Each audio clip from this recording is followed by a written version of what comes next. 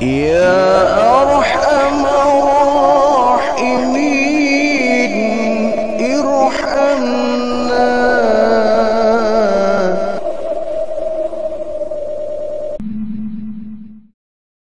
Nah, man istata'a di sini adalah siapa yang sudah merasa mampu, baik zahir maupun batin. Ba'ata, yaitu memberikan nafkah. Nafkah lahir, nafkah batin, sudah mampu berumah tangga ya. Sudah mampu berumah tangga, sudah merasa mampu dan sanggup untuk berumah tangga. Falyatazawaj, segera kau beristri. Artinya kalau belum mampu dan kau merasa kalau kau berumah tangga kayaknya akan bakal menuai masalah karena belum mampu secara ekonomi, ya nggak jadi masalah ya. Jadi perintah untuk menikah itu kemudian menurun. Ini betapa wajibnya seseorang untuk menikah dalam rangka dia menjaga kehormatan. Yang sudah mampu memberikan nafkah, yang sudah mampu bekerja, yang sudah mampu memberikan penghasilan, yang sudah mampu memberikan nafkah, ya, segera untuk menikah. Sebab kenapa? Orang kalau sudah mampu, ya, sudah mampu, sudah mapan secara ekonomi, lahir batin pun mampu, kemudian dia nggak segera menikah, ada nilai bahayanya. Apa bahayanya? Ya dia kalau sudah mampu tapi nggak mau nikah, khawatir dia akan lari kepada tempat-tempat yang sangat tidak baik, ya, prostitusi, lari ke PSK, pelacuran, ya. Bahasa halusnya jajan, ya suka jajan. Ini kan sangat berbahaya. Kenapa? Dia mampu. Kalau dia nggak punya uang, nggak punya kemampuan, umpama dia mau lari ke prostitusi, ya dia masih mikir-mikir saya nggak punya apa-apa. Tapi lain cerita kalau dia mampu, saya punya uang untuk bisa membayar wanita yang saya inginkan. Nah ini kan bisa terjebak kepada prostitusi kalau nggak segera menikah. Ini bahayanya hidup sendirian ya. Ya kalau dia masih belum mampu ya sebaiknya jangan dulu ya. Karena namanya pernikahan itu bukan untuk jangka pendek, tapi untuk jangka panjang. 10, 20, 30, 50 sampai mungkin 60 tahun ke depan. Jangka panjang. Kita akan punya anak, kita akan punya keturunan dan lain sebagainya. Nah untuk berangkat ke sana tentu membutuhkan persiapan. Tidak seperti orang mau piknik yang paling-paling seminggu ya. 1 hari, 2 hari, 3 hari. Study tour paling-paling seminggu paling lama ya. Haji pun paling-paling setengah bulan. Umrah paling-paling 2 minggu. Tapi berumah tangga itu nggak akan cukup segitu. Melampaui waktu yang panjang, kita akan memiliki anak keturunan. Sehingga perlu persiapan yang mantap. Bukan hanya lahir tapi juga batin. Sebab mungkin ada orang yang secara lahir dia mampu. Secara ekonomi dia mampu, tapi batinnya belum mampu. Dia belum bisa memberikan kasih sayang. Dia belum bisa memberikan sakinah, mawaddah, warahmah. Dia hanya baru mampu memberikan nafkah, ya sebaiknya jangan dulu. Ya, nanti khawatir dia hanya bisa memberikan materi, tapi nggak bisa memberikan kasih sayang kepada istrinya. Lebih bahaya lagi kalau ada orang yang secara batin dia mampu, tapi zahirnya dia nggak mampu. Khawatir nanti berumah tangga, ya, dia akan kesengsaraan akan menyelimuti, dia akan susah, dia punya anak, bagaimana dia akan bisa memberikan pendidikan yang layak kepada anak-anaknya. Sementara dia secara ekonomi dia nggak mampu. Ya walaupun Allah Subhanahu wa Ta'ala yang memegang kendali semua itu. Allah yang maha pemberi. Allah yang maha pemberi rizki. Kalau dia niatnya untuk mencari ridha Allah, insya Allah dari yang tidak mampu akan dijadikan mampu. Tetapi paling tidak kita punya strategi, ya, kita punya persiapan. Jangan sampai berani babi. Ya. Tahu berani babi? Babi itu memiliki nyali, memiliki keberanian, tapi nyeruduk dia. Ya. Nyeruduk, artinya itu keberanian yang tanpa persiapan, tanpa perhitungan. Betul, Allah yang akan memberikan rezeki untuk kita. Betul, Allah yang akan memakmurkan kita. Benar, Allah yang akan memberikan nafkah untuk kita, akan mencukupi kehidupan kita. Betul, kita harus punya keyakinan ke sana. Ya. Kalau kita berumah tangga niat karena Allah, Allah pasti akan memberikan keringanan, akan membantu kita. Allah akan memapankan kita. Namun sekali lagi kita terikat kepada yang namanya hukum manusiawi. Ya. Segalanya harus serba terfikirkan. Segalanya harus serba terencana, terprogram dengan baik. Agar hasilnya pun akan baik. Ya. Menikah itu memang perintah Allah. Ya. Menikah itu memang sunnah Rasul, perintah agama, ibadah. Tetapi yang namanya melaksanakan perintah Allah, melaksanakan ibadah, harus adanya perhitungan dan persiapan yang matang. Sekali lagi kita membina rumah tangga itu bukan setahun, 2 tahun ke depan, puluhan tahun yang akan datang. Ya. Orang saja kalau mau pergi study tour, pergi mau piknik, ya, mau traveling, dia akan semakin banyak persiapan. Semakin lama akan semakin banyak persiapan yang dia bawa. Perbekalan yang dia bawa. Apalagi kita berumah tangga ya, mengarungi bahtera yang cukup luas, harus adanya persiapan. Sehingga agama pun kemudian tidak memaksa. Agama tidak memaksa kalau seorang kemudian dia belum mampu memberikan nafkah lahir, agama nggak maksa. Ya. Jadi ada manis tato'a, siapa yang mampu. Berarti ini Allah tidak memukul rata.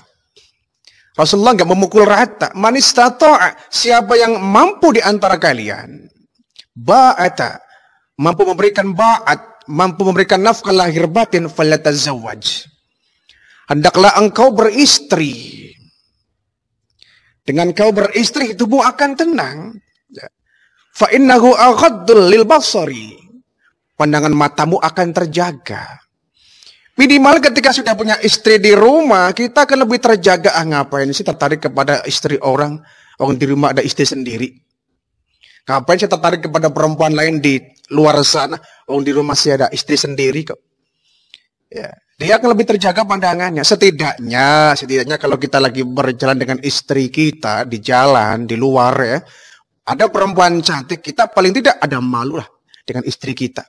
Jangan belanja matanya. Kadang-kadang istrinya ikut itu. Di mall misalkan, di jalan raya, istrinya ikut. Tapi mata belanja tetap itu ya. Mata mencari yang indah tetap. Ada perempuan cantik masih melotot padahal istrinya di samping. Setidaknya kalau dia punya istri, dia akan mikir ngapain sih? Ya di rumah juga ada itu. Apalagi kalau istrinya ada di samping dia, bergandengan dengan dia, melihat perempuan cantik, setidaknya dia akan mikir, janganlah saya harus menjaga perasaan istri saya. Jangan celamitan mata ini, ya. Jangan belanja mata ini. Ada istrilah, hargai perasaannya. Paling tidak ke sana. Akan terjaga pandangan kita. Kita akan malu dengan istri kita. Sehingga dari sini akan terlihat bahwa kita dengan beristri tidak akan amburadul, ya. Terjaga betul pribadi kita, ya. Terpelihara betul pandangan kita, ya. Sehingga itu akan mengurangi kemungkinan kita berbuat dosa. Wa ahsanu lil farji, dengan kau beristri akan terjaga kehormatanmu. Farji ini lebih kepada alat kelamin ya. Lil farji itu menjaga kehormatan dalam bentuk alat kelamin, kemaluan. Orang yang punya istri, masa iya sih dia ke tempat prostitusi? Kecuali ya mohon maaf, orang yang imannya dangkal sih. Istrinya di rumah cantik. Ya. Dia masih mencari di luar sana. Dia masih tergiur dengan wanita cantik di tempat pelacuran, prostitusi. Ini keterlaluan. Maka dosanya orang yang berzina, antara dia punya keluarga dengan masih sendiri, beda. Zinanya orang yang sudah berkeluarga, itu rajam itu. Hukumannya rajam. Kenapa? Dia sudah punya istri. Ya.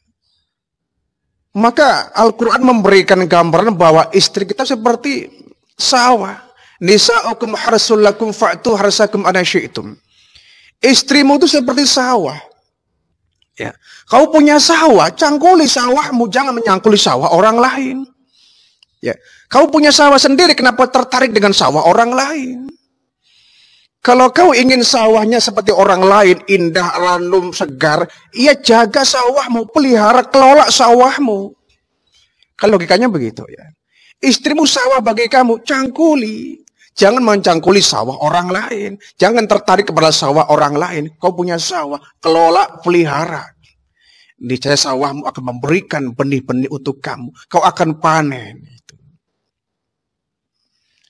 Ahsanul lil farji, lebih terjaga farjinya, kehormatannya. Ya.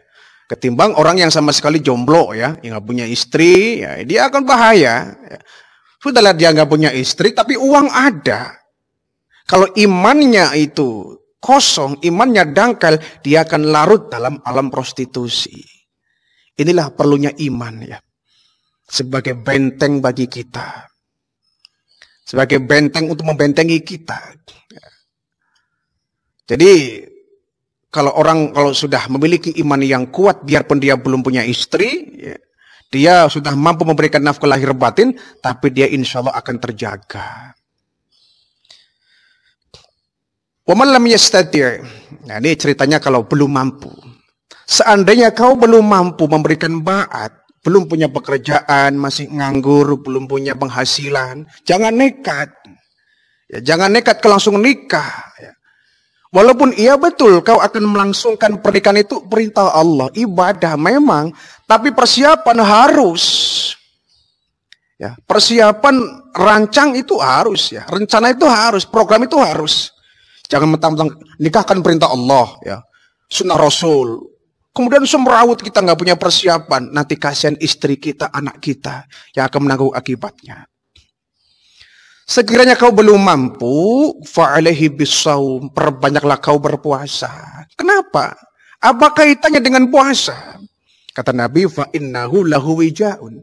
Dengan kau berpuasa, kau akan terkurangi nafsu birahinya. Kau terkendali nafsunya. Kau tidak akan gampang mengumbar birahi itu. Puasa.